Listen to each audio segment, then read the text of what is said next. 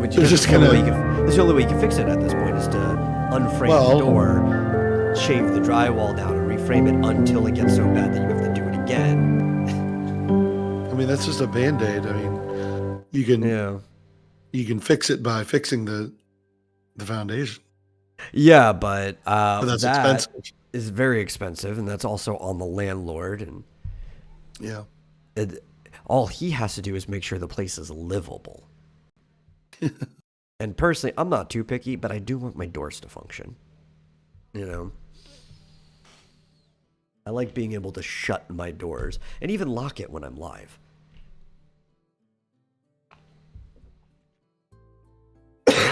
This couldn't be much of a surprise. Crisis Core Remake's battle system is going to be more like the Final Fantasy VII Remakes one. I mean, using the same engine, right? Yeah. Well, I think a lot of people were surprised because they were saying that Crisis Core was not really going to be touched other than looking nicer. They were going to use a lot of the same battle mechanics. But I think what that means now is that they're using the battle mechanics from the 7 remake and just inserting the Crisis Core stuff. Yeah.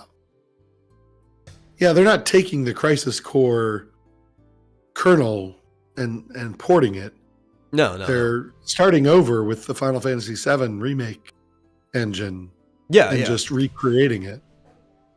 Yeah, but I think it's going even further than that, right? Because even if you tried to recreate the battle style in the 7 engine, it would be, from their perspective, probably a lot lamer than the 7 remake, right? Like, they want everything to be hot and new. They don't want you to just have this, like, draw support system that Crisis Core had. Yeah.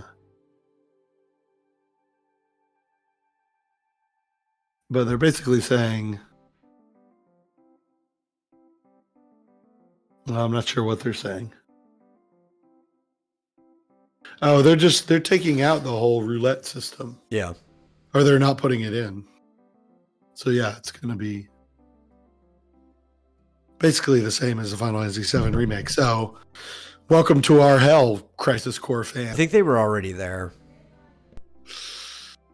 Because to be honest, nobody really played Crisis Core, right, on the PSP, unless they actually liked playing the Final Fantasy games. It's not like some random Kingdom Hearts fan went over and played Crisis Core. So these were probably already the people in the same hell.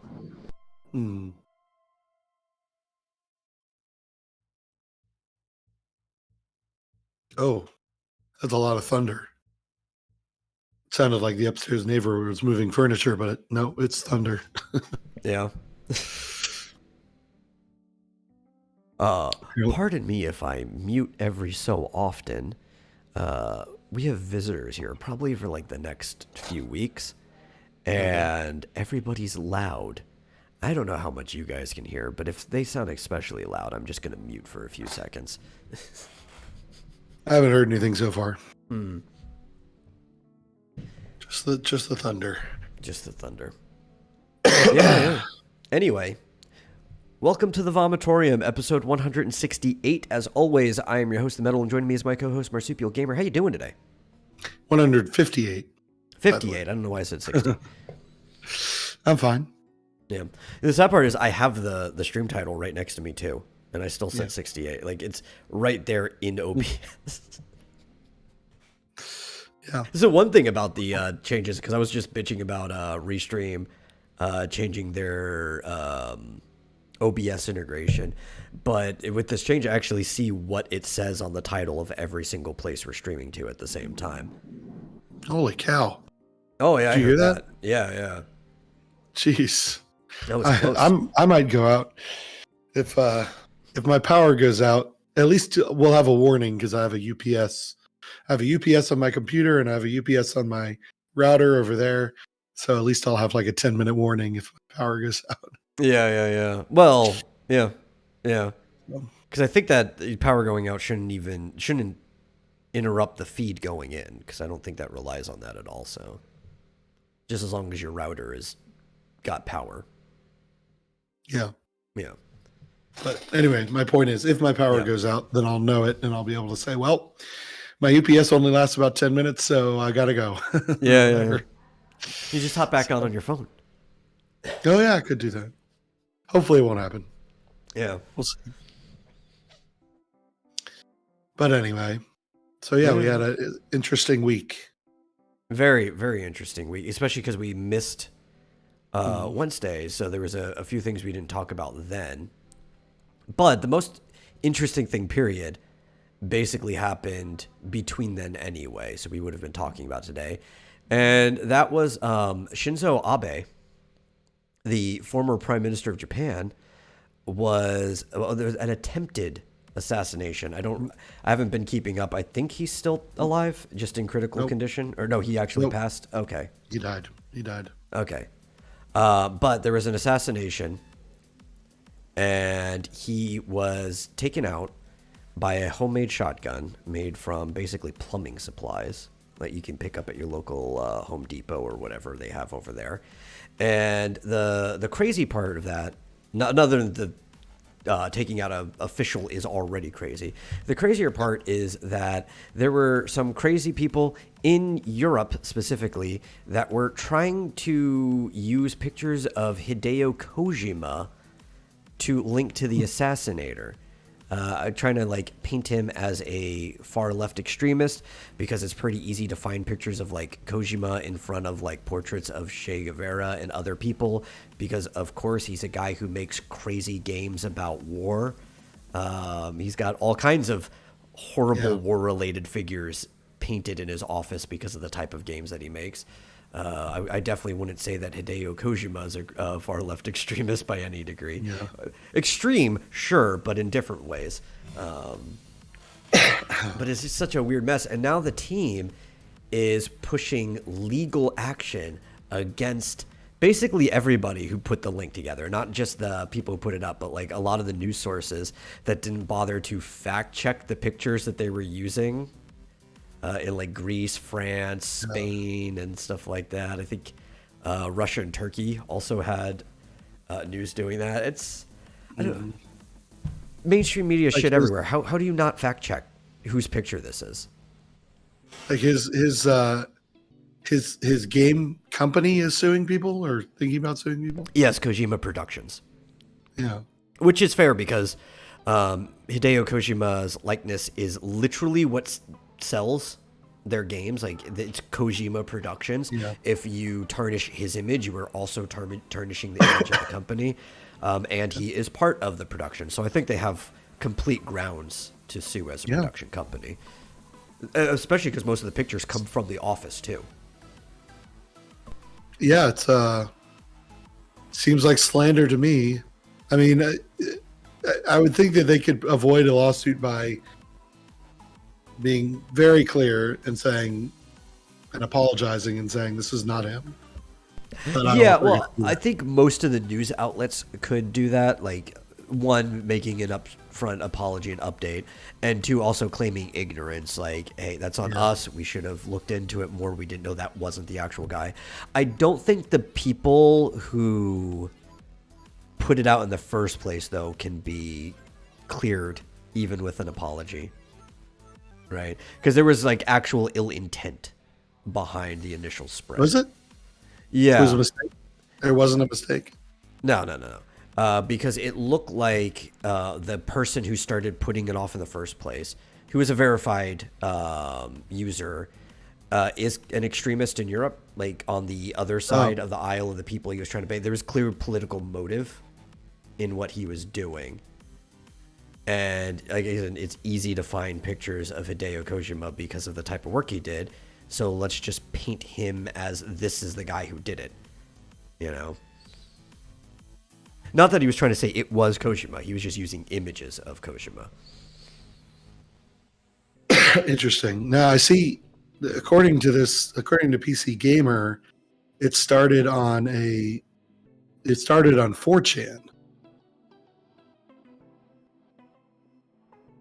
as a joke. That's what I'm seeing, but I'm also seeing that there were extremists that were carrying it as not a joke. Yeah. A lot of things that start on 4chan as a joke end up getting picked up by people. Yeah, it looks like a far-right French politician, Damien Roux. Yeah.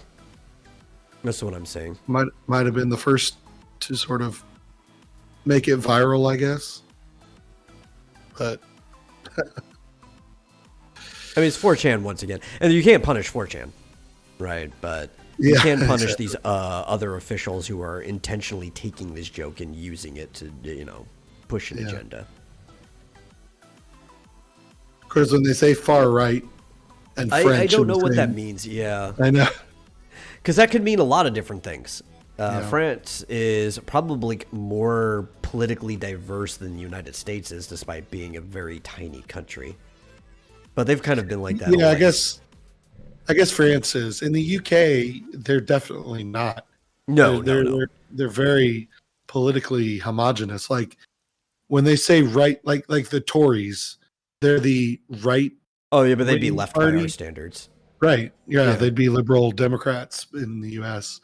And Labor would basically be socialist, communist kind of party. Yeah, and then you've got things like UKIP and stuff, but then when you actually look at their policies, like, you guys are pretty centrist. I don't know if they actually have like a right wing. I don't think they do. Maybe a proportionate, right? Because you find wherever the center of the society is. But we're so like politically Yeah. diverse that our center is actually about in the world center. Yeah. Whereas I guess France is a Yeah. bit more diverse. So if you Oh, say yeah, yeah. far right French politician, they might be Yeah. kind of right. They might be far right. It's hard to tell. They It's might hard to even tell. be left for all we know. Like Yeah, we don't know. it's all over the place with I France. know. Weird. Because I remember like not Macron, but whoever was running against Macron last time, when they talked about their policies, it was like, well, so that's just like they called them far right, but I was like looking at their policies, I was like, that's not far right. That's just right. That's just normal. Yeah, yeah. Well, part of the Conservative. reason they were using the extreme is there were a few policies related to immigration that was kind of crazy, but from the French perspective, it made sense. Just everything that was Yeah. going on, because they were going on. They had a few policies of deporting people who had actually gained passports under like certain circumstances.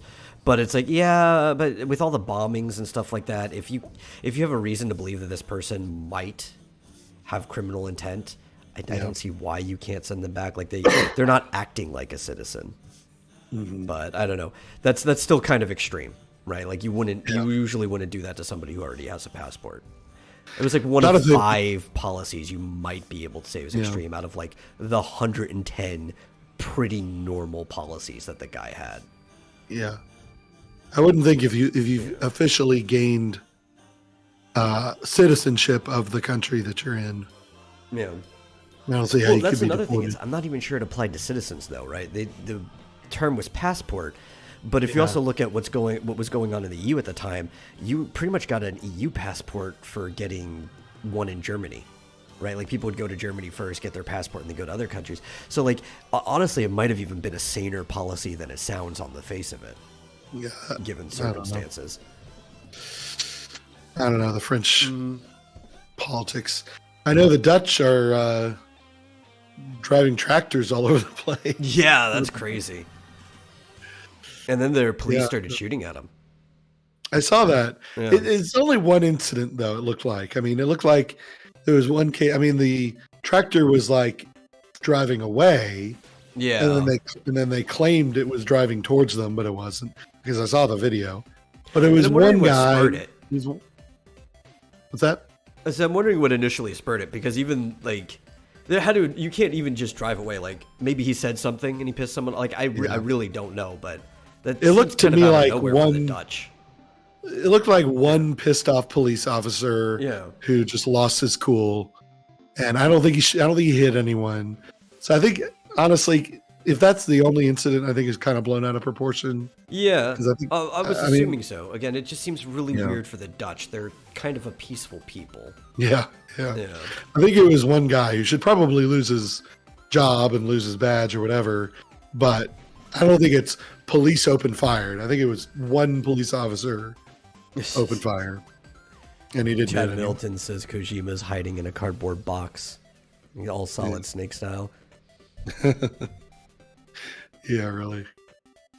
But that's from what I saw. So No, I that's probably right. I don't know too much about it. I only saw a little bit, but it seemed very out of character for Dutch police. yeah, hopefully. But they did shut down the country. So Yeah. not to talk too much about politics, but Sri Lanka's having issues with their farmers too. Everybody's having issues with their farmers. And apparently Sri Lanka is a very agrarian society. So the fact that they like crippled their own farming industry pretty much crippled their entire economy. Yeah, they're almost entirely agriculture and livestock. Like, Yeah, just in general. Yeah. So probably shouldn't have messed with their farming industry because that's like their main industry. So oops. But there's a lot of places around the world that are like that too, and some of them never recovered after COVID. It's also why like a lot of really tiny countries just realized we can't shut down. We literally just cannot afford to shut down. In this case, it was some new law that outlawed synthetic fertilizer, Ooh. and it obliterated like 40% drop Yeah, yeah. in their entire crop yield, which of course you can't survive a 40%. I mean, that's huge. It's almost half of your entire economy. Yeah. And if you can't use synthetic, where are you going to get mass loads of natural fertilizer, especially when a lot of that came from, Ukraine and Russia for Yeah, most of the yeah. rest of the world? It's like you can't, Yeah. even if they weren't buying before because they were relying on synthetics, it's not like you can just start ordering it from them now. Yeah, so if you see headlines, because I don't remember who, I was watching someone who went into a deep dive into this, what the hell's happening in Sri Lanka. Yeah. And if somebody, and then I saw a headline that was like, oh, it's inflation or something. No, it was the government destroyed their own economy in the name of, Something. in the name of ecology or whatever. Yeah, and it's weird, like, because synthetic fertilizer I thought was supposed to be, like, better ecologically, according to these people. I don't know why you would ban that, but I guess they wanted to go natural or whatever. yeah, I don't know. I have no clue. Anyway, we don't usually talk politics that much. So, No, it's sad. well, I mean, it depends what you consider politics, right? 'Cause Yeah. there's a lot of things that are politics. And even this next thing that I'm about to bring up might actually be also considered politics. Okay. So, Microsoft's acquisition of Activision Blizzard is now facing another hurdle from the UK Competition Commission, because even though these are both American companies, they affect things outside of America, being international Okay. companies, Here's an How actual does the quote. UK have any jurisdiction, though? I don't know. But here's the quote, right? Or it's coming from UK's Competition Markets Authority have launched an investigation into Microsoft's plans of acquisition of Activision Blizzard, citing a need to probe the deal to see if it will have harmful impact on consumers and competitors, because plenty of people in their country are consumers and competitors of these, right? The quote is, "We'll consider if gamers could end up paying higher prices with less choice and lower quality," the watchdog organization said in a statement. The CMA's deadline for the investigation will be September 1st. But the organization did add that it's looking for feedback from relevant third parties until July 20th. To me, it's like, okay, so what if they?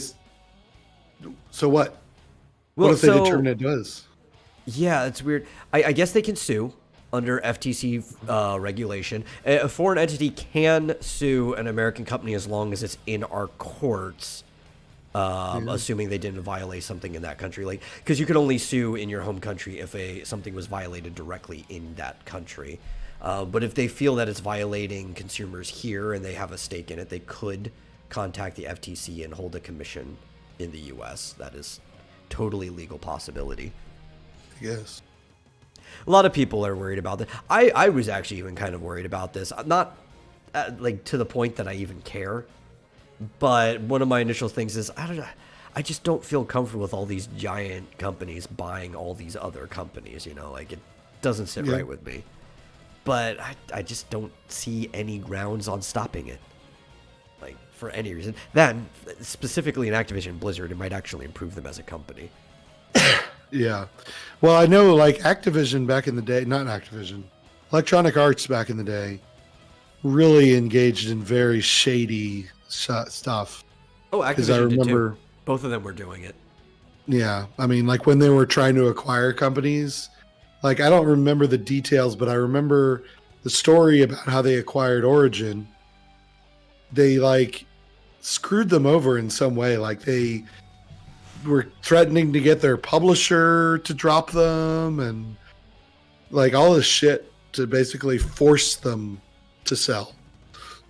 They were essentially forced to sell. And it was a private company, but they engaged in all this anti-competitive bullshit. And I guess a big company like Microsoft, Activision, Blizzard could do the same. Yeah. Well, I mean, Activision was already doing that stuff, and it was even worse. So EA, I don't really think they've definitely done malicious things, like what you just said. But I think as a whole, as a company, they're not one of the most malicious out there. I think they're more incompetent than they are malicious. Activision, though, I think is very competently malicious, doing a lot of the same stuff, but also specifically to buy things to shut them down. Right? They would buy out competition or people doing games. They would get their IP, and then they would just stop that subsidiary now and their IP from ever doing anything ever again. Right? So, like, they were buying out competitors to Guitar Hero, which is why Rock Band was one of the only really big one, and they were just, like, killing them, letting them die. It's like, yep, that IP's not doing anything anymore. They were doing that with a lot of their other games. They used to maliciously go around and buy out companies that had licenses to, like, movies and stuff like that, just so they could have the license. Shut down the companies. Like, well, the license is EA's now. We got the contract when we bought them, so now we're just going to make the game. Or not EA, sorry, Activision. Yeah, I mean, both of the companies were always doing shitty things, but that's how we kind of knew Blizzard was going to go down the drain when they merged with Activision, because Activision's been doing shitty shit for years, way before they merged with Blizzard. Yeah. Well, it's weird that the UK could have any effect on that. Yeah. But...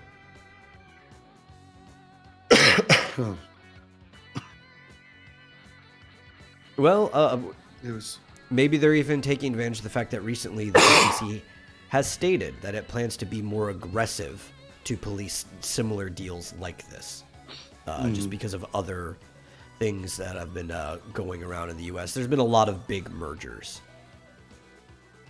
mostly between media companies, but I guess you could consider gaming media companies, so it kind of falls into that. And it said especially when the biggest technology companies in the U.S. are involved, which Microsoft is probably one of, if not the biggest technology company. It's kind of between them and Apple at this point. Google's up there too, like those three. I think Apple's bigger. Apple's probably bigger. I think. Just weird.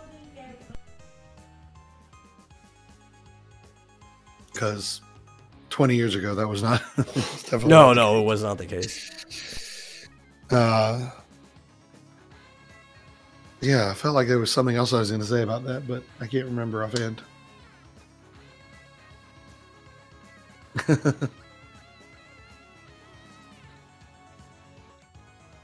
Perhaps something else They political. decided to yell right next to my door.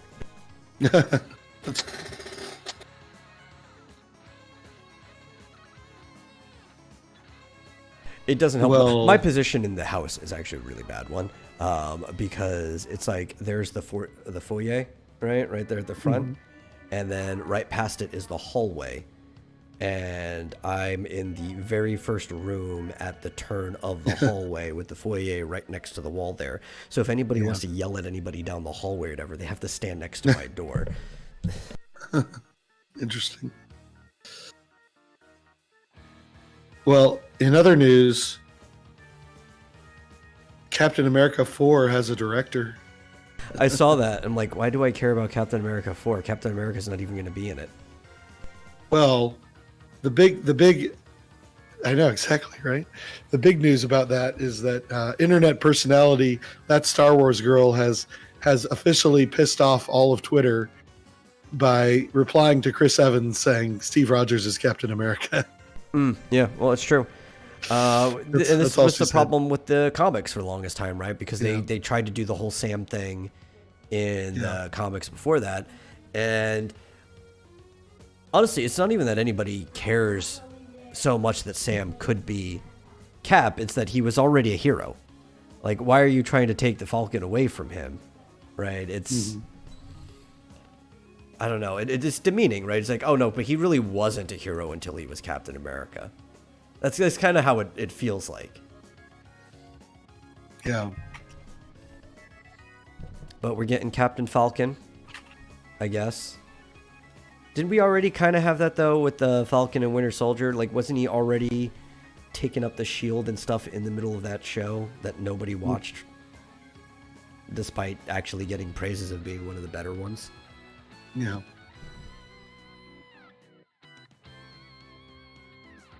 I don't know. It's hard for me to care about the MCU. Yeah, I don't care. It's just Especially hilarious. since it's doing all of the shitty stuff that they've been doing in comics within like the last decade now. Like they finally caught up. They were racing towards it. There were plenty of stories they could have done this entire time, going back decades, but instead they wanted to shoot through all of the major events to race towards the shitty stuff that's going on right now. Yeah. There was a film theorist video. I think it came out today about Thor: Love and Thunder and how it ties into the Eternals and Hercules, and there may be a cross thing because they're doing a live action version of the Disney Hercules movie, and I think they're using the same actor. They need to stop. I know. They're using the same actor for the musical live action Hercules as they are for the MCU version of Hercules. They do understand that the Marvel version of Hercules is almost a parody, right? He's his own character, and he isn't the actual mythological version. Like, he's based on him. It's like Thor. Thor's not the actual mythological Thor. He's just based on the mythological Thor. Marvel has their own continuity that doesn't stay one-to-one with the myths. Yeah. Not that the Disney's Hercules did anyway. They went back, this theory went back to some 1970s comic where some character married the ghost of a tree and then became some celestial being. And I was like, this is crazy. Like, are they really going to reach into like the most obscure, most stupid, failed comics they possibly can? Yes, they are. That's what they're doing. So Sketchbook wanted to bring up the fact that I shaved off all of my head. Listen, the real reason, because I've been using like, I think it's like a 2mm comb for shaving, which is what kind of keeps that like, he says 5 o'clock shadow on the noggin. But like, people have been complaining, even though it's not me. I always clean up after myself. That hair gets left all over the floor in the bathroom. Right? I sweep up, right? But because of the complaints, I've been shaving outside. And it's really, really hard for me to I can use my phone as another mirror and see the mirror in the bathroom to get the back. But it's been really hard for me to keep things even outside. So I've switched to the 1mm comb where I just buzz it all off and I'll just let it grow back kind of evenly. Nice. Yeah, it's the what's it called? The innovative way of solving a problem. You need your own bathroom. Yeah. I do. But no, they still find a way to complain. Well, they can't because some of the myths are gruesome. No, it doesn't matter if the myths are gruesome and cruel, because in the comics they've left some of the gruesome and cruel stuff, right? Is that they just want the freedom to pick and choose how they want the myth to be, which is fair. You know, it's your world. And same in Disney. But the Disney one, it was less that they didn't want to deal with the gruesome and cruel stuff. They didn't want to paint Hera as the bad guy. That's just clearly they just did not want to paint Hera as the bad guy. I also understand they didn't want to deal with the fact that like maybe Zeus was cheating on his wife. Like there's certain things, especially the rise of like feminism through the 90s, because we were in another wave of it, right? That it's like, no, you can't do that. So instead they paint Hades, who was never, ever the bad guy in Greek mythology. Ever. Yeah. You can't find one spot in mythology where Hades is the bad guy. It's like, yeah, we're going to make him the bad guy. Just fine, because James Woods makes a great villain. I'm not going to complain, but he's been the bad guy, like, ever since, I guess, maybe, like, in other things. I think Clash of the Titans is actually the one that kind of started that to a degree. Yeah. Yeah. But it still didn't paint Hera as a good guy. But Hercules definitely is like, oh no, Hera is just the sweet wife of Zeus. She's not this megalomaniacal bitch that wants to seek revenge on Hercules and her husband for cheating on him. Because that's actually where Hercules, Heracles in the actual Greek. This is the thing that bothers me the most. I think it predates Disney. They just went with the trend. But they'll talk about the Greek myths, and they'll call him Hercules, which is the Roman character, instead of Heracles. And he's called Heracles because it literally means the bounty or might of Hera. And the reason that comes in is because he got his powers from Zeus sneaking him to suckle on Hera's teat. And from drinking her milk, that's how he got his strength. Right? Which it just adds more fuel to the fire if she already wants to kill this kid. And that's why he had to go leave him with his birth mother. His actual name, depending on the where you go in Greece, is Alcetus. Okay. Yeah. And Heracles is more of like a title or nickname. But then, like, it's just straight up Hercules in Roman. Probably because they picked up the stories later. Is that so? Did he come from the name Aikido or? No. The Gilgamesh? I think the Alke comes from. There's an older word in Etruscan that it comes from. But in the story, it's he's named after his adopted father. It's like a variation of his name, the fisherman that Zeus disguised himself as. Yeah. Yeah. But there's an older Etruscan word. I think it literally means strength that he gets his name from. It's been a while since I looked into it.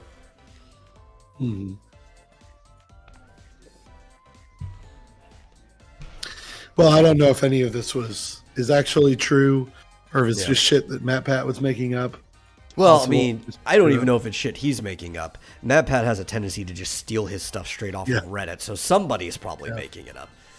Yeah.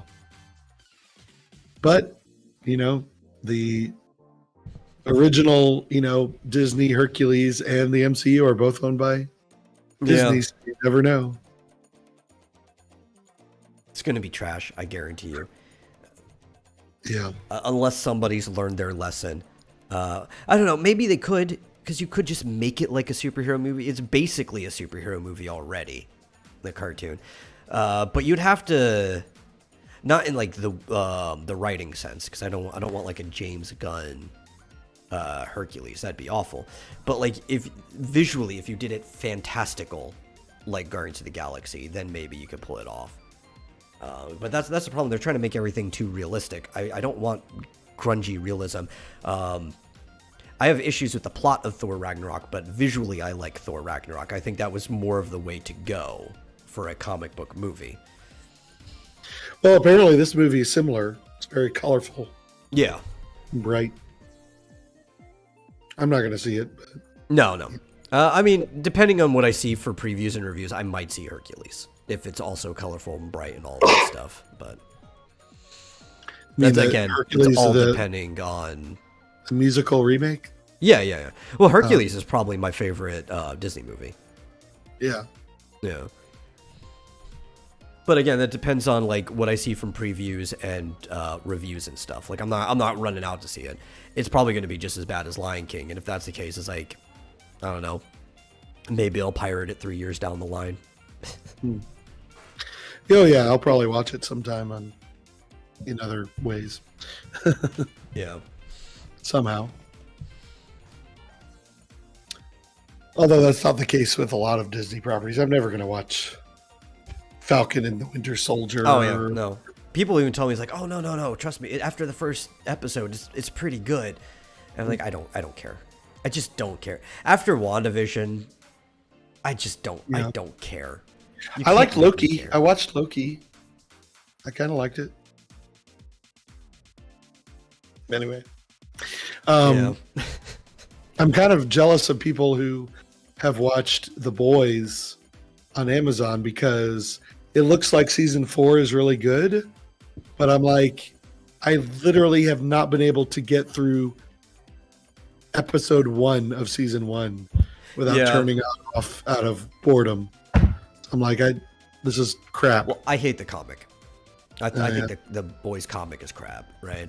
And from what little I was seeing, season 1 is pretty close to the comic. But then everyone's like, oh, no, it goes into different directions. It decides it doesn't want to do a lot of the stuff in the comic. One, it cuts out like every use of the N-word, from basically, which is all over. Like, if you open up the page, you'll see people like Homelander just shouting that at people. But they cut all that out. They changed directions. People say it's like, oh no, it's really good. Even people who've read the comic, but it's like I just can't be bothered. Yeah. At this point. Yeah, like, and like people also said like seasons 2 and 3 weren't very good. But I'm like, I can't even get through season 1.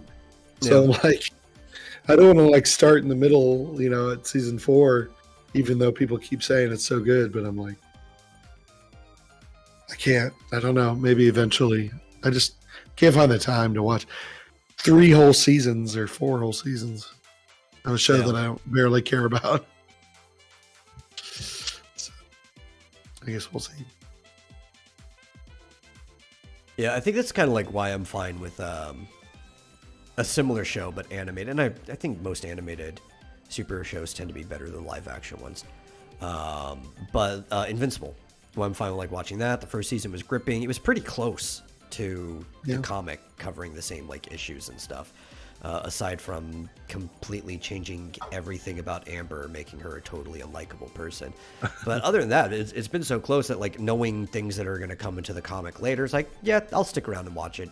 I mean, the comic is pretty interesting at different points, which, I mean, if you want to binge read Invincible, it's easy. There's only like 144 issues to it. You could probably find like a pretty cheap omnibus and just read it in like a weekend or two. Yeah.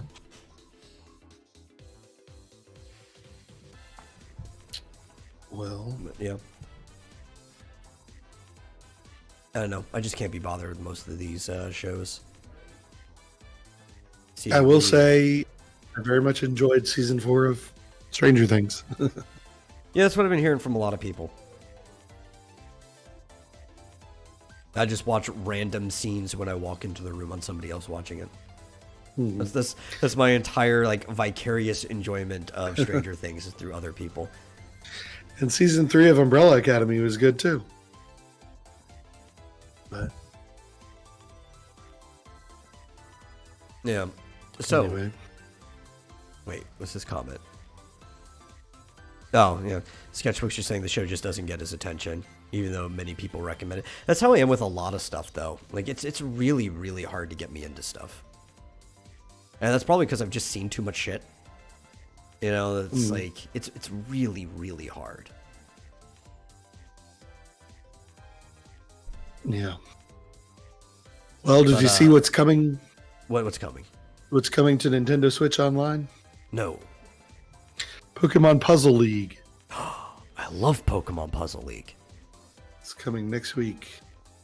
With online multiplayer? Like most of the Switch games have had? I assume. Because Pokemon Puzzle League is a 2-player game for versus mode. And, man, I don't even really need online multiplayer. I know the only person I'm going to play it with is my brother, who I played it with growing up. Like, we just be on the same Switch for that. And he's going to kick my ass because he's played way too much of that game is good at, but I'll still play him anyway. But Pokemon Puzzle League is probably my favorite puzzle game. Actually, I just like the Puzzle League games in general because they are they're match 4 games, right? They're kind of like one of the oldest forms of the match 4 game, but it's cool because instead of like gravity pulling things down after you match it or whatever, and you get more stuff, you're actually racing against the tower, right? So it starts off low in like a Tetris way. It's moving upwards and more revealed as it's moving, and you're trying to keep going and going without letting it hit the top, right? So you're trying to clear lines by matching the 4. And in versus mode, when you, much like versus Tetris and stuff, when you get really big combinations, it'll like send lines to the other side that they have to try to break. Yeah. It's a fun game. I like it. And there's Pokemon Puzzle League, I think, was the first one to introduce the 3D Puzzle League mode too, where it's actually a cylinder that you rotate. That was an alternate mode, and that one was pretty fun. Yeah. Well, it does say it will have that It'll have all the features, but it doesn't say. I mean, I assume. As in, if I Super s- Mario Brothers 3 has online, like co-op or whatever you want to call it, Yeah, then I'm sure all the 64 games do too. yeah. I'm guessing. I'm guessing. And oh man, we'd always fight because I think most of the time I'd give it to my brother just because, like, you know, being the older brother, I'm one of the nicer ones. I think most older brothers probably wouldn't give anything to their younger brother, but like everybody wants to play Blaine in that game when you're in the versus mode because of the things he says, and he's Blaine, he's like the coolest gym leader. Mm-hmm. But like when you pick him, he goes, "When you're hot, you're hot." Like he's such a fun character. But you could play like it's based off of the anime, so it was like one of those tie-in games where it was trying to sell it to the broader audience because more people watch the anime than play the games. So instead of like red and blue and stuff you'd expect from the games, it was like Ash and that version of Misty and Brock and all the gym leaders and everybody like that. Giovanni, Team Rocket. Yeah. Yeah, it's got a fun So it arcade looks- mode too. Kind of like a fighting game, right? You're going through each of the people, and it kind of just follows like all the people that Ash meets. So like the first one is Gary, then he encounters like Misty and Brock, and then it starts going with the actual like gym leader order after that. A couple other people, like I think there's a part where you fight Team Rocket, Giovanni. And then at the very end, it comes back to you fighting Gary again because it's like the last person he fights. And then after Gary, there's a bonus round, which is actually the real ending. You have to do the actual final mission is back to back. So if you lose against the next guy, you have to do Gary again to get to him. So it's kind of like an endurance challenge. And you have to beat Gary and Mewtwo back to back. And it's such a like Mewtwo's not even really all that hard, I guess, but at the same time you have to fight Gary and you're worn out because Gary is such a hard fight. You beat Gary and then it's Mewtwo, and then you beat Gary and then it's Mewtwo. You don't get to rest in between or anything. No, it's just you lose to Mewtwo, okay, beat Gary, then it's Mewtwo. Yeah, I hate that. Yeah, it's a fun game. Highly recommend it. It's got some nice instrumental remixes of some of the songs from like the Pokemon TV show soundtrack, and it's actually the main theme of the game is an instrumental remix of "To Be a Master." That's pretty good. But that'll be fun. Yeah, Yeah. cool. So apparently, classic games like Super Mario Galaxy 2 and stuff are getting some mods on for Dolphin.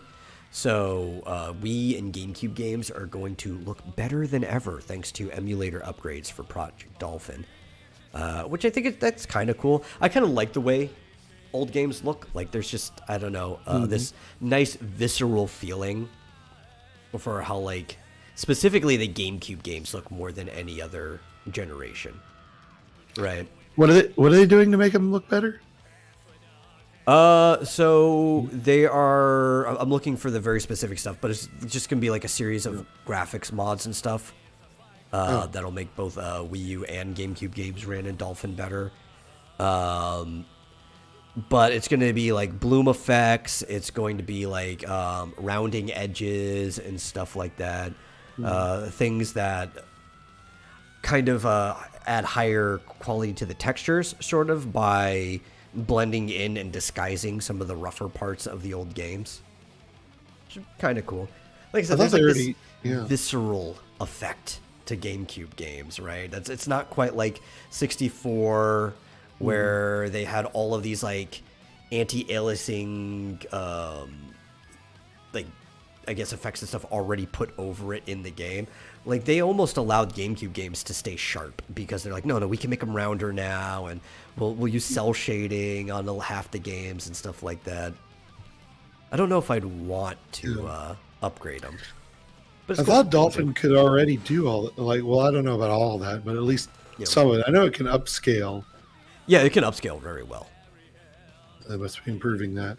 Yeah. I know, like Citra has great upscaling. So like you can really tell if you play it in like standard, original mode. You can tell huge difference between the original 3DS graphics, and you can upscale it like 4 times, and it looks fantastic, just like so smooth. So that'd be good. I've yet to get a freaking Wii remote to work on my PC, so I've been unable to like actually use Dolphin. Apparently, they're also doing some things that will affect the in-game UI too. I think that might actually be the most important part, because when upscaling, the UI is the part that ends up the crunchiest, right? Because it kind of is just meant for the borders to blend into the game on the lower resolution. So then you get like these kind of like pixely edges on the UI. If they could do things that actually smooth that out, I think that will make a big difference for upscaling. But they said that they have much more robust effects in store too. This is just a taste of what graphics mods can do with all like the bloom effects and stuff. Cool. Well, I've got it installed. I just haven't been able to use it. Yeah, I like Dolphin. I use it for a lot of things. I don't actually use Dolphin as much though. I use Slippy, which is a modded version of Dolphin. Made by the Smash community that basically allows rollback netcode to Super Smash Bros. Melee, and you can just play with people online almost like they're sitting on the same couch with you. But I think because it's Dolphin, I could probably put almost any of this stuff in Slippy as well, as long as it's like the most updated version. You have like a Bluetooth GameCube controller. I have both a Bluetooth and a wired GameCube controller for USB. I picked it up not too long ago. Yeah. This is the same brand too, PowerA. I really like the PowerA controllers. Yeah. Yeah, I think it's in my backpack, but yeah, it's got all the buttons. You could use it like a Pro controller, but it functions just like a GameCube controller. I could hook it up to my computer, use it the same way. It's perfect. So if I do play Dolphin, I play it with a GameCube controller. Yeah, I guess I could play GameCube games. It's just, it's kind of just a pain in the ass. Even if I got this connected, I'd have to get the sensor bar and put it over here and all that crap with Wii games. Do you It's really, kind of sucks because do you really need your sensor bar? how else are you going to do it? I don't know. I haven't used a sensor bar in years when playing Wii games. But I don't know like how necessary that is for PC version, because like especially with the controller, most of the data is in the controller. It relays it back, right? That's why you're getting it from the sensor bar. Doesn't even really have to be plugged in, other than that it puts an infrared light inside the sensor bar for the pushback. You can use like a couple candles. Yeah. Also Yeah, I know. Yeah. That's actually what I did, because instead of going out and buying a replacement sensor bar, we would just put a couple candles at the top, because it was like cheaper and easier to just like. Yeah, I guess. Yeah, you just need 2 lights, basically. Yeah. I think Dolphin actually sells a sensor bar of some sort. It probably has a better cord. That was actually my problem why we didn't want to keep buying sensor bars, is the actual cord for the sensor bar is this like flimsy little piece of shit that I think it's just a single copper wire. It's not even like twined around or anything with a little insulation on it. That thing would just break so easily, and why we had to keep getting sensor bars. It only plugs into the Wii U. Yeah, or the Wii. Proprietary. That was it. Yeah. So the first thing we did for a replacement back in the day, after we were tired of those flimsy cores, is we got a wireless sensor bar, which didn't need to be plugged in because you just put batteries in it to light the little infrared light. But after a while, it's just like keeping track of this thing, getting batteries to put into it, just candles. Yeah. I don't think I would trust an open flame near my computer. But sometimes my computer feels like it's an open flame. If I sit my hand right here next to the exhaust, I don't know how big of a deal it is. I think the bigger problem isn't the open flame; it's the wax. Yeah. Yeah. Okay, let's see where we at. What else? I did have a really big story, but it's Final Fantasy related, so I was saving that for the end of the show. Right. Well, how long will it take us to get through it? This one might take a little bit of explaining. So real quickly, before we get into that stuff, unless you have something else. Okay. No. Something that really just kind of got on my nerves a little bit. But it's kind of both a positive, negative thing. Like, I'm hopeful. Crystal Dynamics celebrated its 30th birthday as a company. I think, was it yesterday? Yeah, yesterday. They celebrated their 30th. You know, congratulations as a game company for even lasting 30 years, whether you had to become a subsidiary of another company or not. It's a big task, not a lot to do. There's so many companies that have just died in the 90s, early aughts and stuff that just aren't around. Yeah. But in their 30th anniversary, they kind of teased by giving thanks to the characters that really, really helped make them big. Now, one of them was Lara Croft, which is kind of weird to give thanks because it's a Eidos interactive thing. But Crystal Dynamics did work on a lot of that stuff, so I guess it's fair. It's kind of both their character, because I think that Lara didn't start until after Eidos bought Crystal, maybe. So I don't know. That's weird.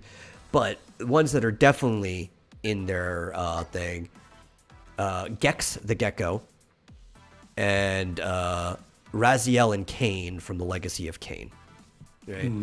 Which Legacy of Kain, the last game for that was made in 2014, I think, 13 or 14, and all that was this like online multiplayer battle arena type game.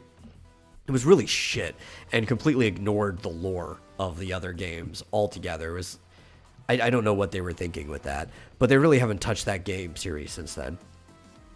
And I don't even remember when the last Gex the Gecko game was made. I think PlayStation 1, 64 era. I don't think anything was made after that. If it was, at latest PlayStation 2, but that's a stretch. Gex was fun. I liked Gex the Gecko. Have you ever played any of the games? No. Nope. Are you familiar with them? I'm familiar with it, yeah. Okay.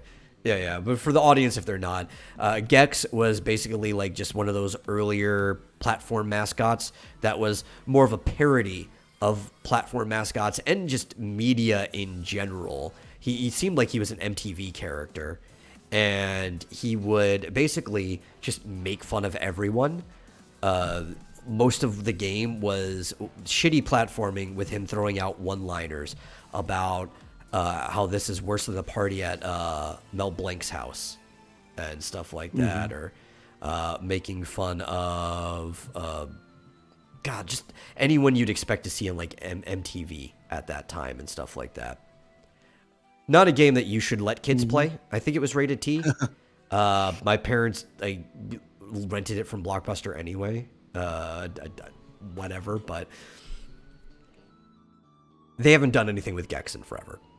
And they do this little shout out for the 30th year, and it almost feels like a stab in the back to the fans of those series to even shout out these characters because they haven't done anything with them. But also at the same time, they were recently acquired by Embracer Group, who did mention bringing back some of this stuff, including trying to bring back Tomb Raider in its original form and not the remakes. So maybe, just maybe, we might see a return of Gex and the Legacy of Kain series. The former being the only one of the two I want, because I literally cannot see Gex being a good game in the modern age. Unless these guys are secretly based and want to ignore everything in like modern pop culture and will just make a Gex that like makes fun of everything in pop culture. But I can only imagine that if they do, they'd probably just make fun of like the people it's okay to make fun of, if you know what I mean. Yeah. And I don't want to see Gex go through that. I don't want them to tarnish that character. You never know. They could, I suppose. Yeah, They could make it good. they could. I just don't have much hope for that. Legacy of Kain, though, I don't see how they could ruin that one. Grim dark vampire story, you know. Yeah. That Yeah. somehow involves time travel and gets way too confusing. They just, honestly, okay, I don't like rebooting franchises, but knowing the story of the Legacy of Kain, they just need to reboot Legacy of Kain. Just straight up. Just reboot it. You know what? Do a Breath of the Wild. So if you've played Legacy of Kain at least, right? Or at least seen gameplay of them? Of any I of them? think so. Yeah. So the first two Legacy of Kains, which are the Blood Omen games, right? Where you actually play as Kain, are these like top-down, kind of like action-adventure RPGs. Very old-school Legend of Zelda style, where you're like swinging sword at people, getting upgrades and stuff like that. And then the, God, what's the name of the 64 ones? Oh, man, the ones with Raziel. I'm spacing on the name. They're not actually at 64. They're like PlayStation, but they play like 64 games. God,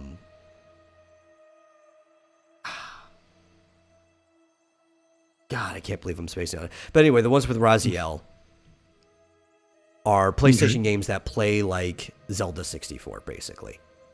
Like Ocarina of Time and stuff. And is like, these games are genuinely just Zelda games about vampires. Is the best way to explain them. So I'm like, if you reboot it, just maybe start the story over fresh, where you play as Kain, and maybe your vampires. The glider mechanics would work perfect with your wings. Just make a Breath of the Wild style game. Maybe some Assassin's Creed stuff where you're climbing up the side of clock towers and stuff. Like, I think it would be the perfect adaptation. You know. Yeah. Looks like a bit of a slow Legend of Zelda. Very, very slow. Yeah. God, I'm gonna have to look this up now because it's bothering me that I cannot remember the name of the ones with Raziel. The Legend of Kain games? Yeah. Like Legacy of Kain. I'm trying to remember what the ones with Soul Reaver, was that it? Soul Reaver, that was it. Yes. I could not remember that for the life of me. The Soul Reaver 1 and 2.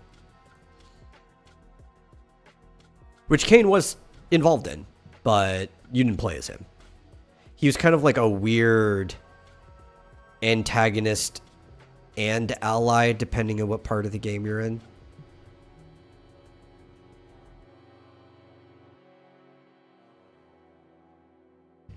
Yeah.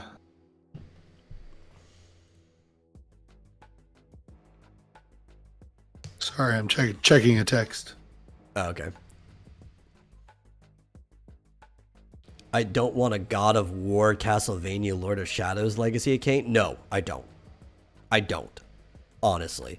Even though that would kind of fit with what they were doing with the Soul Reaver games.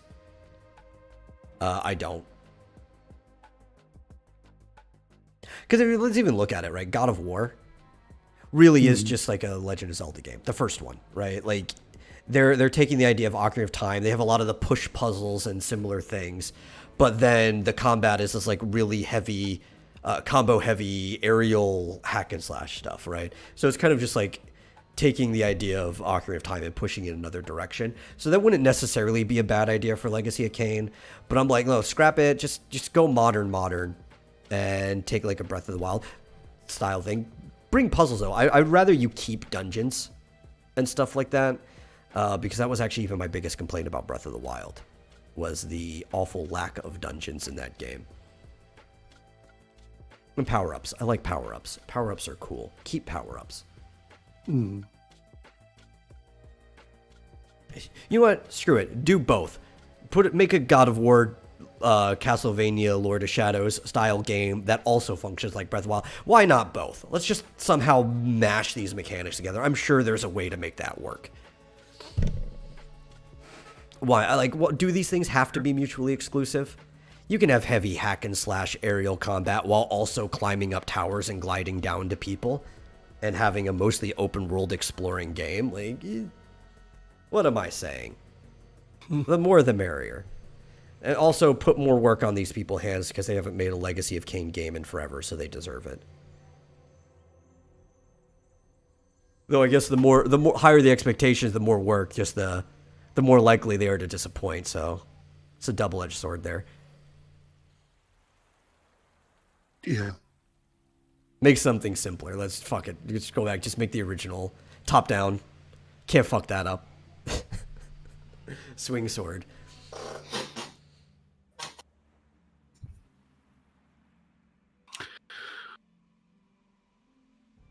Well, I guess I should play these games. I've never played any of them. Yeah, no, they're fun. I actually never really played the Soul Reaver games, but I've watched through them because Buck was really into Soul Reaver, so like Couch Golf. But I did play the Blood Omen games. I had no idea at first because he never actually referred to it by the full title back in high school when he was talking about these games. He would say like just Soul Reaver. I'm like, I don't know what Soul Reaver is. But then like once I found out the Legacy of Kain, it's like, oh, they're in the same franchise as Blood Omen. I've played that game. I know who Kain is. You should have opened up with that.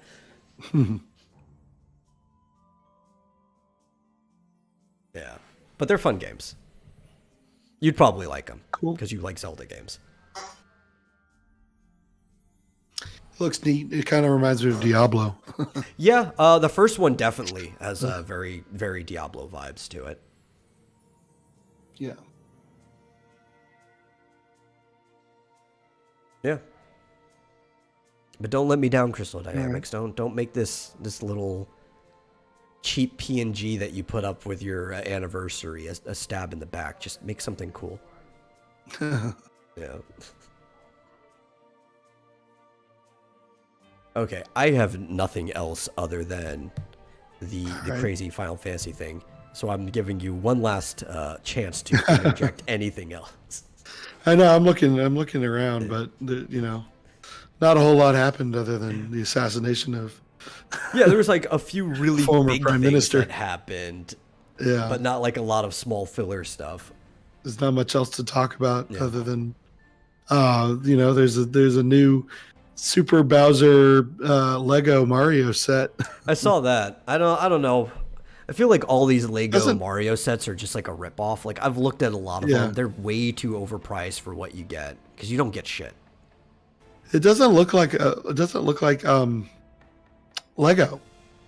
It's like not very Lego. Yeah, it's got all these rounded pieces, and I mean, it looks. I don't know. It's not very Lego. It's very. The pieces are made very specifically for this set. Fizchozo asks, how did everyone feel about Made in Abyss Season 2? I haven't even seen Made in Abyss Season 1 to be able to give you any feelings about Season 2. Everybody tells me to watch it. I think it is on my list, but I'd have to actually pull up my list to check how far down it is. Never even heard of it. Made in Abyss? Yeah. It's a popular anime. Oh. Yeah. I keep seeing that what's it called? There's a show about space that I did watch the first couple episodes. For All Mankind is supposed to be pretty good. For All Mankind. I'm not familiar with it. Yeah. It's an interesting show. It's basically what if the USSR had gotten to the moon before us? Oh, okay. If they won the space race. Yeah. And basically what appears, I've only watched the first 2 or 3 episodes, but it sounds like what's happening is that the US kind of kicks into high gear and not only also gets to the moon eventually, but is like, but we're going to be the first ones to Mars. So basically it's sort of the premise that the fact that we got to the moon first led us to be like, okay, it's over. so we're not going to really do anything anymore. But in this show, it's like, oh, we lost the first race, so now we're gonna get to Mars. So. I think there's some credibility to that. I think we could have still won, and have been pushed. I think the issue was that it was clear that we were just so far ahead in the technology compared to the other people that there was no point. Yeah. Right. Like, because at first the reason it was a race is because we could all get into low orbit. Right. Like, and you're like, okay, let's see. But like, when we were the only ones who could get close to the moon, let alone to the moon, it was just like clear that there was no race anymore.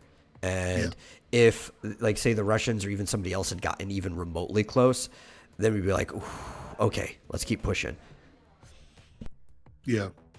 So that's an interesting show. It's a little slow. I mean, it's not like riveting, but apparently the latest season is, so I guess I should catch up or whatever, but.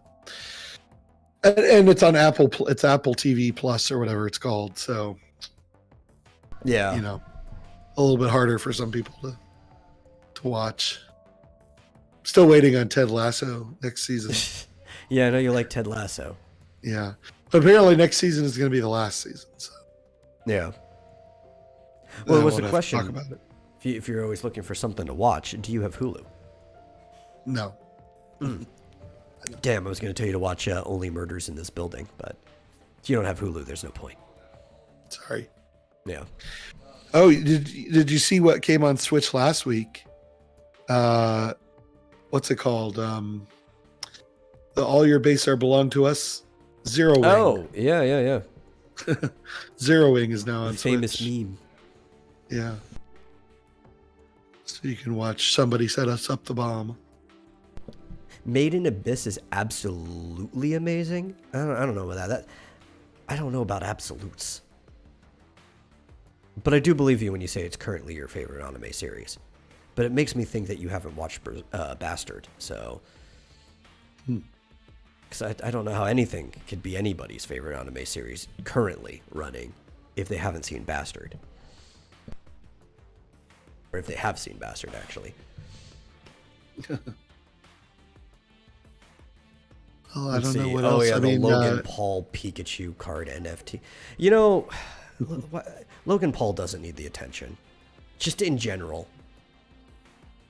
And also what he's doing is definitely illegal. Because that's a violation of, like, trademarks and stuff like that. And just because it's NFT doesn't mean you get away with stuff. NFTs are stupid. I honestly... There's some cool concepts still, like there are parts of the technology that I still think could have been cool, but hopefully they have run their course because everything about NFTs has just been stupid. Yeah. Well, and then there's always the story about Elon Musk trying to back out of the Twitter deal. Yeah, I don't know if I wanted to talk about that because it seems like it's still developing. And I don't really have a firm opinion yet. I've heard people say it's a negotiation tactic. Yeah. That he's just trying to get a better price, better deal. And some people say he never had any plans to actually buy Twitter. I don't know. Nobody knows. If you think you know, if you think you can read the mind of one of probably the smartest people on earth, then you're probably wrong. Yeah. At least smartest in the field of business. Yeah. Let's see. Yes, we know the Canadian Shield number 2 is currently funding. We've brought this up before. Yes. Yeah, again, I do think it might be a business tactic. I'm not really sure. I don't know what he's going on with this at all. I kind of want to wait and let it settle more before I form an opinion. I do like the chaos, though. The chaos is fine. It's been sending everyone every which way or what, you know. Yeah.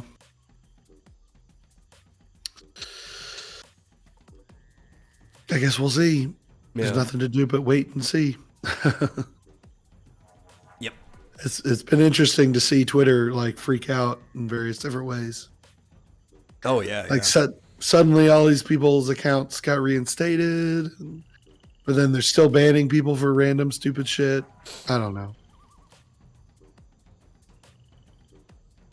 They're I just all over the say place. we ban Twitter. Oh, Yeah. I'm kidding. You get Twitter to ban Really? itself. Yeah, I don't know what's going on. There was somebody who recently sued Twitter for banning him and got a settlement. Alex Berenson is back up on Twitter after getting banned for COVID misinformation or something like that. And then he sued them and they eventually settled and gave him back his account. Yeah, banning somebody for misinformation seems to be like the most dangerous thing you can do as a company, because you have to make sure that what they're saying is definitely misinformation. Because if it turns out not to be, then that's going to bite you in the butt. Mm-hmm. Also, if you're trying to deal in the United States, misinformation is still a form of free speech. Mm-hmm. You're allowed to be wrong. Sorry. Yeah. Okay. Final Fantasy. So there was this big, really stupid thing that happened in Final Fantasy 14 that I swear it will actually be funny for people who don't give a shit about Final Fantasy because it involves the real world. Right? And I'm sure maybe some of these people have seen this, but it needs a little bit of backstory to it first. So in Final Fantasy 14, there are different worlds in different data centers, right? The way everything is built off, you have a physical data center in each region. Ours is North America. And then within the physical data center, it is broken down into logical data centers, right? Like if you do a virtual server or whatever. And ours has 3 logical data centers. And then there's different worlds on each logical data center that you join up into. Now, for a while, you've been able to hop between different worlds. So if you were, say, on Hyperion, which is where I mostly play, you could visit another world like Lamia or Leviathan or things like that. But you couldn't go between data centers. Recently, as of patch 6.18, they allowed data center travel. So as long as you're still in the same physical data center, you could jump between like Primal, Crystal, and Ether. And with that starts the problems, because the most popular world on basically, I think, any server, period, is Balmong. Balmong on the Crystal Data Center is the RP server. There are more people on that one than any other world. And people will actually make accounts on other Crystal worlds just to be able to easily go over and hang out in Balmong. It is a mess. If you go there, it's like back when WoW was popping, walking into a major city and you can't see the floor, right? That's basically any city-state in Balmong. And people are RPing. So because the data center travel was coming,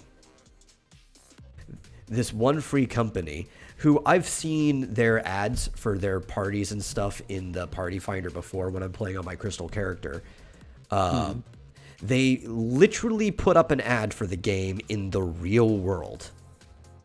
They bought a billboard and put up an ad for their big bonanza for the people being able to travel between data centers, so that people from the other two could come over to their free company house and engage in whatever shenanigans is going on there, a big mixer type thing in the game. And actually, let me see if I can find the billboard image, or I'll put it in the Discord. I don't want to show it on stream because some people have been getting flagged for even just showing the billboard on stream, because I think there's like a lawsuit behind it from Square.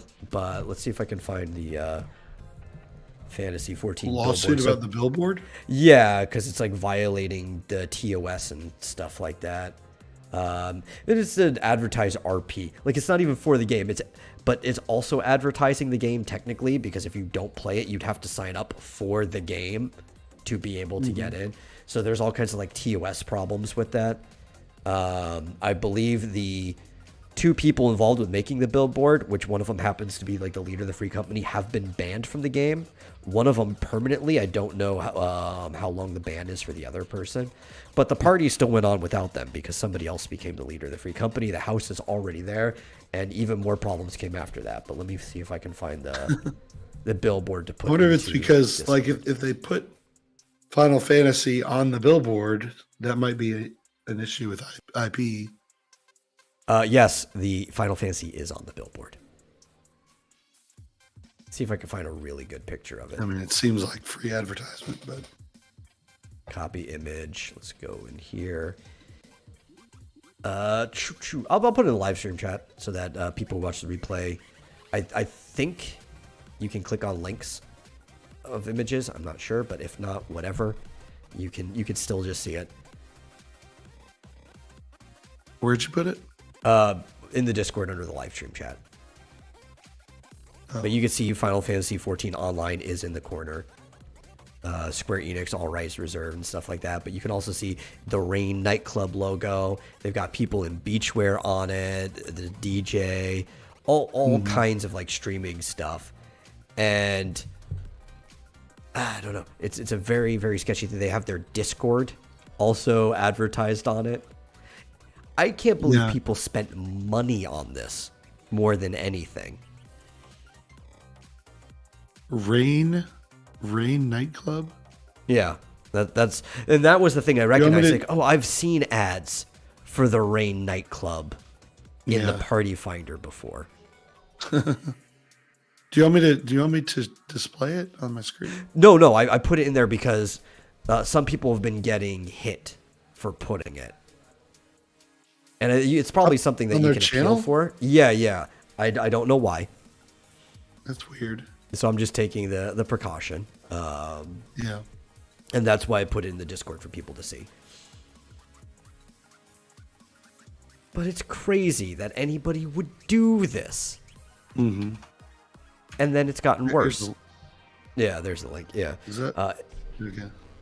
It's gotten worse. Yeah. So this part has been taken care of. I think the billboard has since been taken down. Everything's been done on that end, but the party was still going on. See, I'm surprised you didn't hear about this because you watch Aspen Gold and he covered it. Oh, he did? Yeah. I must have missed. But so a human wall of players are blocking people from visiting the server. Everybody came in and basically logged in, but also people were traveling over that, like, it literally reached capacity. No more people could cross in. And it was, I think this specifically was part of what causing the problem, because they were having all kinds of server errors and stuff like that, where for a little bit at the beginning, after just activating it, hours later, they had to deactivate cross-world travel. Then they had to do maintenance on cross-world travel and stuff like that. And they reactivated it, had to do maintenance on it again. Well, it doesn't. It's not for another 40 minutes. Yes, but a lot of people were going there ahead of time. Yeah, because so. You can log out in another world. So when you log back in, you're still in that world, right? And even though it hadn't started yet, you could not get into that ward.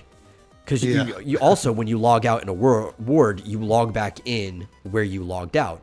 And there's basically a line of people outside of the housing, like the residential district, because it was at capacity. They could not let any more people into the ward of that district, because all of the districts are divided into like 30 wards. Yeah. And, so how do you? Yeah. I'm looking at them like I don't understand. Like what server? It says Crystal Malbung. Balmung is the name of the server. Okay. Crystal Balmung, Yes. Miss Ward 23, Plot 5. Yes. So Oh, Miss Crystal is is the Crystal is the data center. Balmong is the world. Yeah. The Miss is the residential district, and then it has like the ward and plot. So plot 5 is where the house is in Ward 23. That right there is basically the address of the party. Yeah, If you play the game, like you understand what that is right away. Sounds like, but if you're driving past it, you'd be like, wait, Crystal Balmung, I don't see it. Yeah. Where was it? Actually, I think this was in like Stephen. LA or something. I forget where they put this.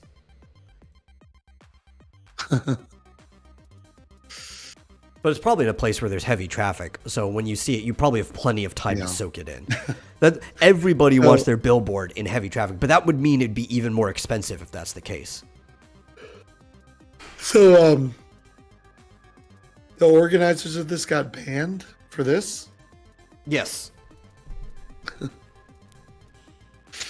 So are people still going to go do it? I mean, is it totally crashing their servers or what? I have no idea what the state is at the current moment. But the real life billboard thing, it's taken care of. Freaking server load, it was not handling it at first. I feel it's handling it now, but it's still kind of tense. But you still can't get into the ward regardless, because each zone of the game has its own capacity. There's actually been problems in the game too in the past where there are very specific smaller zones that aren't like the city states, which are designed to have higher capacity, but like Mordana and a couple other places, like I think Doma, where they're only supposed to have like maybe 20 people in the amount of time or whatever. They could handle 100, but they're not designed to. So what they do is they created instances in that where it's like, are you instance 1, 2, or 3? So like each one could handle up to 100 people. You could easily crash an area if you sent like 500 people to one of those instanced areas. And the wards definitely aren't meant to handle more than like 100 people or so, maybe a couple hundred, because how many people do you think is in an individual ward? The number of people that can have houses there at any point in time, maybe a couple of their friends. So maybe they plan for 200 people being in a ward, not like 5,000 people trying to get into it all at once.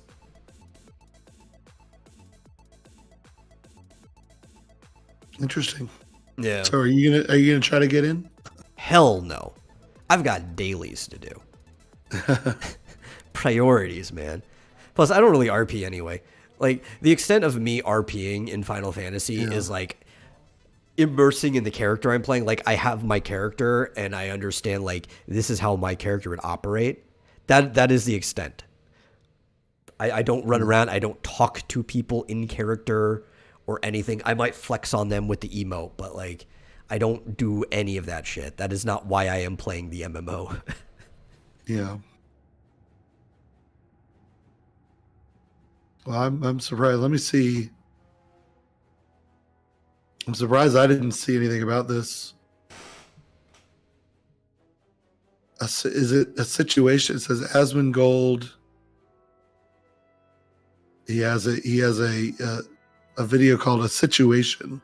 I wonder if that's it. It might be. From 7 hours ago? I don't know. Was it 7 hours ago? I'm trying to remember when you did it. I just remember he covered it. That's why I thought you already knew at least about the Oh, no, here it billboard is. part. Yeah. 2 days ago, the biggest ERP event in Final Fantasy XIV ever. They bought a billboard. Yeah. Straight up. Yeah, I must have missed that. I guess I haven't watched his videos in a couple days. That's too funny. Yeah. It's not like making the gaming news sites though. At least not today. Let's see. Where did I pick it up from? It was on GameSpot. At least the Oh, it was. the character barricade. Like I knew to pick it up because I knew that the one that I clicked on was a follow-up to the billboard story. So already knowing about the billboard story, I knew what this was referring to. Probably since the billboard story is like a week old at this point. You'd have to Now, go this way is- back to see it. This says they've taken down billboards in Texas. Oh, in Texas, that's where it was. Okay. Yeah. I don't remember exactly where it was. I just remember it was in like a hot area. And I remember when I read the area too, I'm like, this billboard must have cost a fortune. Yeah. I don't even understand. Now, wait a minute. Okay. It says the team says that no one has been banned. Oh, see, I read otherwise. Well, now this is from 3 days ago. Okay. Nor have they heard from Square Enix at the time of writing. I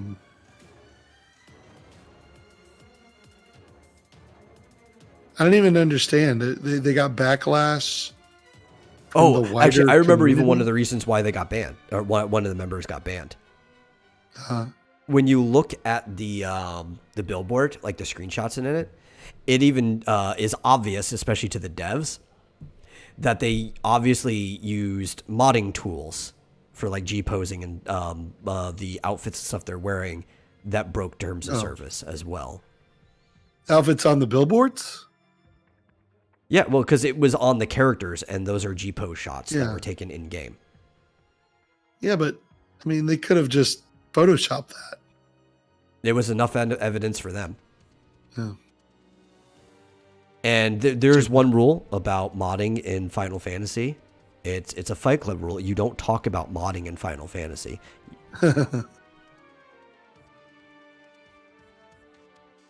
What is a G pose? Oh, it stands for group pose. So G pose is basically how you take like photos in the game, right? Like you can set your character to emote, you go into G pose, and your character will just like continuously do the emote over and over again in the spot. You can change like the bloom and the lighting, camera angle, and stuff like that. It's how you take selfies or other types of group shots and things like that. This is really nice looking photos. I've put a few of those up. Yeah, I would have said to them, no, we just photoshopped them. You know, Yeah. those aren't actual screenshots from the game.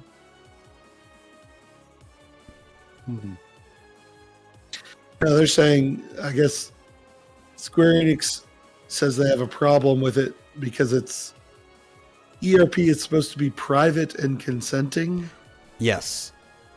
and this is not considered private, I guess. Yeah, they actually have a thing against ERP in general, but won't stop it if it's private and consenting. As they've come out and said this many times. They like roleplay. Roleplay's fine, but because this is a game where kids could play it, like their parents could be paying for a subscription and stuff, erotic roleplay is not allowed to be public. Of course, there's nothing, it doesn't say anything about this being erotic, right? This is supposed to be a party. That's what it says. So, I don't know. But The whole thing it's seems also, I don't know. See, part of the thing is the fact that it's happening in Balmong, which is known specifically for not just RPing, but ERP. So, like let me, we're at the end, but I'll break this out real quickly. This is what happens in Balmong, right? You go to Ul'dah, right, which is the desert city state, right? You go to the Quicksand, which is the bar / adventurers guild in Ul'dah. Whole place is already packed because this is Balmong. Just period. Any time of day you go, this place is packed, even in the middle of the night, right? And on the wall, you'll see what are known as wallflowers. A bunch of scantily clad female characters just standing there waiting for you to invite them to a party. And then they will give you their rate, and you can basically ERP however you want. They're prostitutes. They're Final Fantasy prostitutes, and Balmong is known for this. Amongst other things. A lot of them even have their own house or apartment where they will bring you back to. Do you pay them in in-game currency? In in-game currency, yes. Gil. Or sometimes they'll take things in trade if you've got something, you know? Fascinating. No real world money, because real currency trading is bannable. Yeah.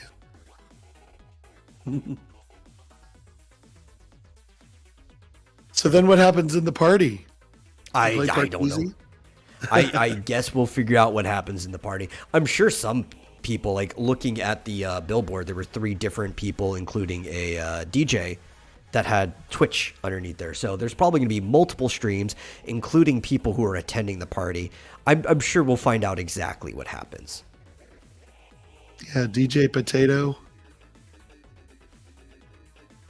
King and DJ, DJAY, DJ something. I don't know. This picture's hard to read. Yeah.